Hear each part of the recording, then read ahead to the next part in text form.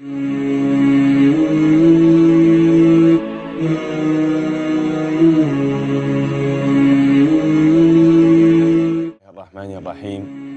Wassalatu wassalamu ala rasulillah wa ala alihi wa sahbihi wa man wala wa ba'd.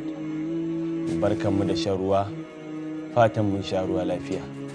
Hakika yana daga cikin manyan ibadu da kuma abubuwa masu falala da tarin alkhairi da samun biyan bukatu da yayewar damuwa shine sallar dare, musamman a irin wannan lokaci na watan Ramadana, wanda a cikin shi ake iya samun daren lailatul qadri, dare mai albarka, daren amsa addu'o'i.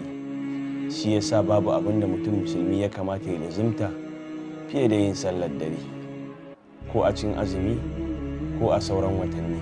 Manzon Allah tsira da amincin Allah su tabbata a gare shi ya kwadaitar da mu akan mu yi qiyamul laili, mu yi sallar dare a cikin hadisi inda yake ce mana alaikum bi qiyamil layl, na hore ku da yin tsayuwar dare wato sallar dare, fa innahu da'bu salihina qablakum, domin ya kasance shine halaye da mutane na kirki gabaninku suke aikatawa, wa qurbatun ila Allah ta'ala, hakanan abu ne mai kusantar da mutum ga Allah madaukakin sarki, ma'ana abu ne mai sa bawa ya zama kusa da ubangijinsa, hakanan abu ne da yake saka kankarewar zunubi, wa manhatul lil ism, hakanan abu ne da yake hana saban Allah.